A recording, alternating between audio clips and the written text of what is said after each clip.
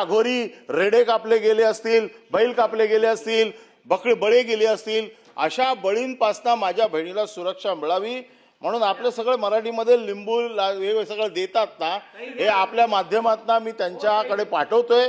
माझ्या वतीने सुरक्षित मी तुम्हाला एवढंच देऊ शकतो, जसं आपण नगराध्यक्षाच्या नाही अंधश्रद्धेचा प्रचार नाही.